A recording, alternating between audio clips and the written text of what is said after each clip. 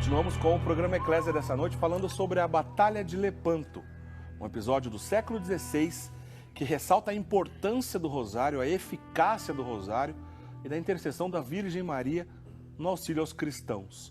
No primeiro bloco, o Padre Guido já explicou o contexto histórico, de como vivia o século XVI, grandes desafios, o século da Reforma Protestante, da Contra-Reforma Católica. Nós estamos no período logo após o Concílio de Trento, que acabou no ano de 1563, todos os desafios que o Papa Pio V enfrentava, São Pio V, Papa Santo, São Pio V enfrentou naquela oportunidade.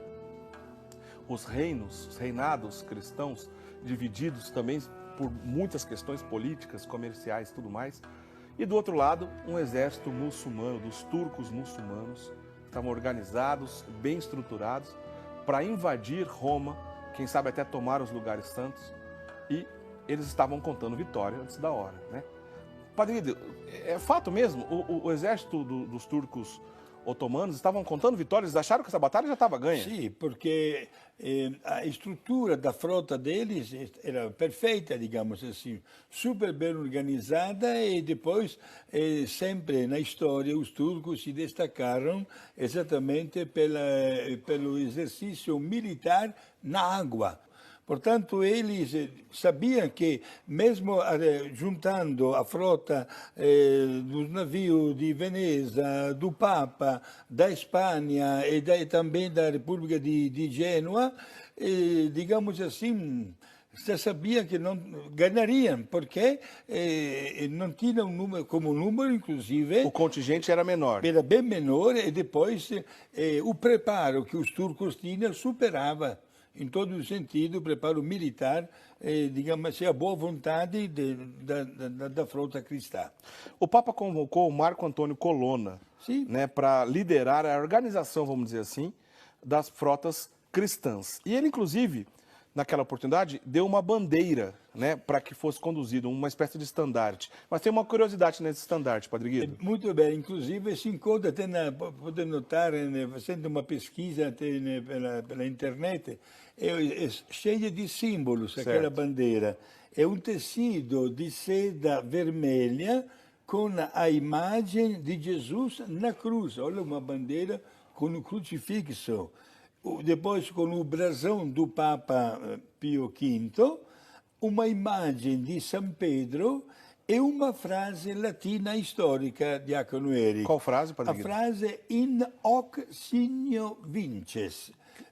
Com este sinal você vai vencer. Mas não foi o Papa Pio V que inventou essa frase, Padre Guido? Não, esta frase, obrigado pela pergunta. Temos que fazer um grande passo para trás e chegar lá no 310, 311, quando houve digamos assim, um contraste sangrento, inclusive, entre duas pessoas que queriam ser imperadores de Roma, Massêncio e Constantino. Constantino, no começo, era pagão, a mamãe dele era cristã, que é Santa Helena. Santa Helena, E na beira do rio Tibre, em Roma, de repente, o exército de Constantino viu no céu, formado pelas nuvens, minha gente, esta frase, in hoc signo vinces, com um sinal da cruz, que significa, com este sinal, com este distintivo, você vai ganhar. E Constantino ganhou. Quer dizer, esse episódio aí foi nos últimos momentos, antes da conversão de Constantino, Perfeito. E esta frase foi colocada na bandeira. Olha só, quer dizer, Pio V relembrou lá no passado, mais de 1000 anos do episódio que tinha acontecido. 1200 anos. Olha só. E colocou esta frase nesta bandeira, e se tornou exatamente o símbolo da cruz. E aí entrou Dom João da Áustria na história. Sim, podemos entender o seguinte, este Marco Antônio Colonna foi encarregado como responsável último da frota cristã. Ele, conhecendo a capacidade de Dom João da Áustria, entregou a este homem a responsabilidade prática da batalha. Certo. E o lema deste homem, Dom João da Áustria. Foi também, era bastante comum naquela época usar as expressões latinas, né? Ele escolheu uma frase tirada do Salmo 125, que diz em língua latina: qui seminant in lacrimis, in exultazione metent. Em português, aquela pessoa que semeia com o suor, com o sofrimento, com o cansaço, no final vai colher com alegria. Ô, Padre Guido, da parte de São Pio V, é óbvio que as razões eram religiosas para essa batalha, pois se tratava de uma batalha de defesa. O Papa estava defendendo o território, principalmente o território de Roma, dessa possível invasão. Na verdade, naquela época era tido como certa essa invasão desses turcos muçulmanos, mas entre esses aliados do Papa, existiam somente as razões religiosas ou as políticas e comerciais também estavam presentes? Exatamente, existiam, infelizmente, né? Intenções e finalidades não propriamente religiosas. Digamos, Diácono Eric, na história, a título de conhecimento e de cultura, que também nas cruzadas, que tinham já acontecido, também tinha se verificado o mesmo fenômeno. Certo. Alguém interpretava a cruzada como uma aventura, talvez até para ficar mais rico, né? Não tinha nenhum preparo espiritual, etc. Agora, é claro que o Papa fez de tudo, como vamos ver daqui a pouco, para dar um sentido estritamente religioso e classificar e qualificar esta batalha como uma defesa, né, não só dos direitos, mas também de um time, digamos, um time em parte esportiva, linguagem esportiva. Se tratava exatamente da defesa da Igreja. E, portanto, podemos dizer que o Papa preparou esta frota como legítima defesa diante das notícias que chegavam diariamente de novas invasões dos turcos. E o Papa exigiu uma preparação espiritual dos componentes dessa frota, né, Padre Guido? Sim, não somente exigiu, mas ele mandou até, digamos assim, fiscalizar que isso se cumprisse. Vejam só, minha gente, mandou todos os membros da frota cristã fazer 3 dias de jejum. Nessa pintura a gente tem ali alguns cardeais abençoando aquelas pessoas que iriam partir, então, para essa missão. Exato. Na frota não devia ter nenhuma mulher. Certo. Olha lá. E dentro da frota a presença de muitos missionários e exigiu uma confissão geral de todos os membros da frota. E que todos pudessem também, né, receber a Santa Comunhão. Todos deveriam rezar o terço, mandou distribuir os crucifixos, os escapulários, olha só, de Nossa Senhora, né, do Carmo, e também muitas medalhas. E não esqueçamos, gente, olha, o número dos membros da frota cristã foi calculado em 50.000 pessoas. Por parte do Papa, ele não tinha outra coisa a fazer naquele momento a não ser rezar, né? Pois no alcance físico dele não tinha mais o que fazer. Ele pôde organizar, dentre aquela desorganização, vamos dizer assim, dos países, dos aliados cristãos, a invasão estava praticamente para acontecer, um exército do outro lado mais forte, mais numeroso, mais poderoso, né? Tentando invadir então o espaço cristão, como uma atitude de defesa, organizou rapidamente, com o auxílio dessas pessoas, do Reino de Veneza, da Áustria e da Espanha, né? Dizem que, inclusive, entre os espanhóis foi um bom número de colaboradores, né, que mandaram para essa expedição. A Espanha teve um papel importante nessa história. Mas para o Papa, padre, não tinha outra coisa a fazer a não ser rezar. E certamente ele só pôde se recorrer ao Santo Rosário, que é o que ele poderia fazer e fez bem feito naquele momento. Sim, confirmo também eu esta sua afirmação, Diácono Eric, porque o Papa estava ciente também digamos assim, da grande diferença numérica e também da preparação deste encontro, desta batalha.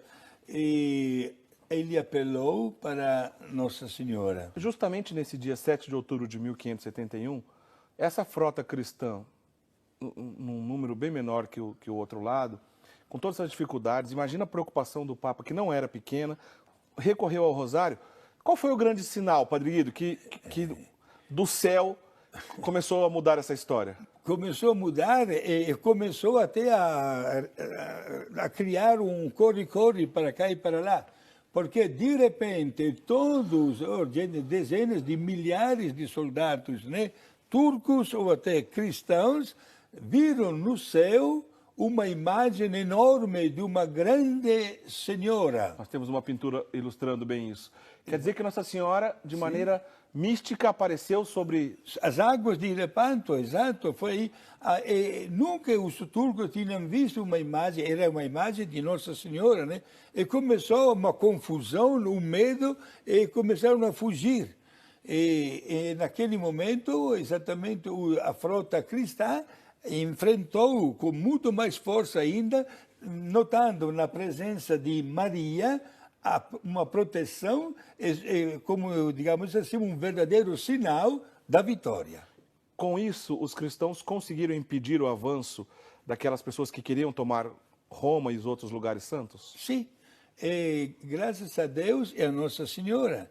E depois poderíamos também, né, dizer graças a mais alguém que foi, digamos assim, um instrumento nas mãos de Deus para esta vitória. O senhor está falando dos escravos? Conta pra gente o episódio dos escravos já. Antes da gente ir para o intervalo, dá tempo de o senhor contar essa. É interessante notar, gente, nos navios dos turcos, islâmicos, muçulmanos, quem remava nos navios eram escravos, mas eram escravos cristãos. Quando eles souberam qual era a finalidade desta batalha, facilitaram a maneira com a qual a frota cristã pudesse acabar invadindo, entrando nos navios deles e, portanto, inclusive até o chefe, o sultão Ali Pasha, foi morto. As comunicações não existiam naquela época ou eram ainda limitadas, né? E o Papa acompanhava com a oração o desenvolvimento, nem sabia onde é que estaria naquele dia a frota, né? Mas, olha, está documentado, Diácono Érico, um fato, que o Papa estava em reunião com os cardeais. Certo. E, de repente, ele suspendeu a reunião, ou se afastou um momento, e no seu escritório, através da janela, tendo o terço nas mãos, ele teve uma visão também. Viu Nossa Senhora. Está aí a pintura retratando esse momento. Exato, Nossa Senhora, e que ele sorria com o terço nas mãos, e foi uma intuição. O Papa voltou na reunião dos cardeais dizendo: ganhamos, vencemos.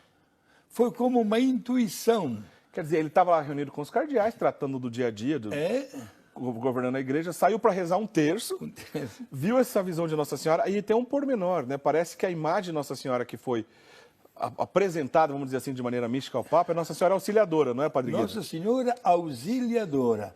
O Papa, logo na hora, teve esta intuição e na cabeça dele passou um novo título para Nossa Senhora.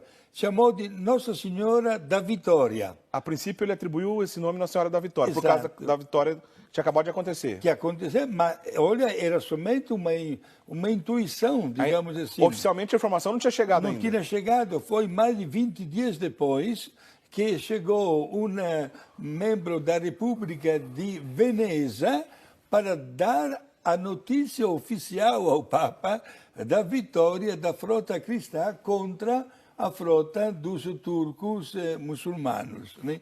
Então, o Papa não somente glorificou a Deus por esta vitória, louvou muito mais ainda a Nossa Senhora e estabeleceu, foi ele que estabeleceu o dia 7 de outubro, data da Batalha de Lepanto, como dia de Nossa Senhora do Rosário.